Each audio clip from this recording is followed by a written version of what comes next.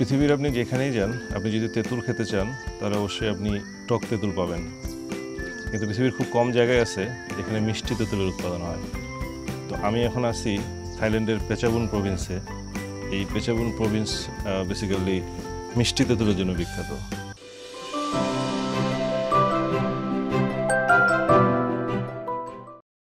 পৃথিবীর এই একটা জায়গা যেখানে তেঁতুল মিষ্টি হয়। আমার পিছনে যেটা দেখতে পাচ্ছেন আপনারা, এই যে পুরো পাহাড়ের জুম চাষের মতো করে পাহাড়ের নিচে তারা হচ্ছে যে মিষ্টি যে তেঁতুলের চারা লাগাইছে এবং পুরো একটা বাগান তৈরি হচ্ছে এখানে।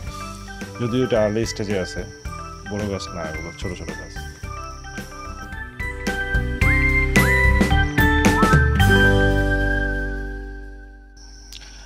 আগে ছোটোবেলায় দেখতাম যে যারা সৌদি আরবে হজ করতে যায়, তো হজ করে আসার সময় তারা মিষ্টি তেঁতুল নিয়ে আসতো আর খেজুর নিয়ে আসতো। তো তখন থেকে আমার মাথায় একটা জিনিস ঢুকেছিল যে মিষ্টি তেঁতুল মনে হয় সৌদি আরবে পাওয়া যায় বা আরব দেশগুলোতে পাওয়া যায়। কিন্তু পরে আমি ধীরে ধীরে যেটা জানতে পারলাম, বিশেষ করে এই থাইল্যান্ডের এই প্রভিন্সে এসে, পেচাবুন প্রভিন্সে এসে যেটা আমি জানতে পারলাম যে আসলে মিষ্টি তেঁতুল ওই সৌদি আরবে বা মিডল ইস্টে কোথাও উৎপাদন হয় না। মিষ্টি তেঁতুল এই থাইল্যান্ড থেকে হচ্ছে যে ওখানে এক্সপোর্ট হয়, তো ওখানে বিক্রি হয়। পরবর্তীতে আমাদের যে হাজিরা যায় ওখানে, তো হাজিরা হচ্ছে যে মিষ্টি তেঁতুল আর খেজুর হচ্ছে সাথে করে নিয়ে আসে। তো যার কারণে আমাদের একটা পারসেপশন তৈরি হয়েছে যে মিষ্টি তেঁতুল মনে হয় সৌদি আরবে বা ওইদিকে পাওয়া যায়। আসলে পৃথিবীতে খুব কম জায়গা আছে যেখানে এই মিষ্টি তেঁতুল উৎপাদন হয়। তার বেস্ট জায়গা হলো এই পেচাবুন প্রভিন্স অফ থাইল্যান্ড।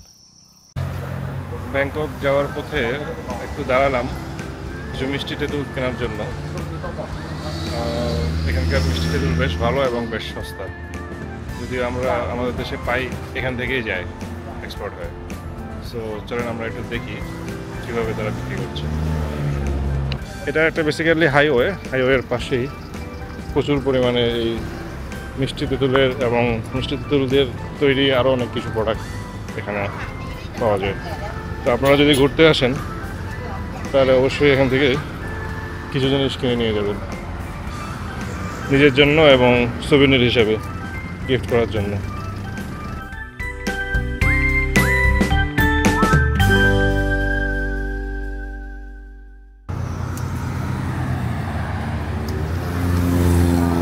এটা বেসিক্যালি হাইওয়ে ব্যাংককের পথে।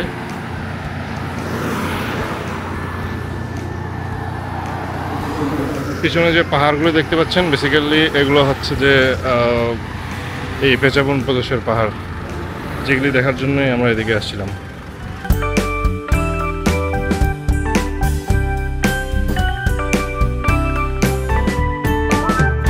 ধন্যবাদ সাথে থাকার জন্য।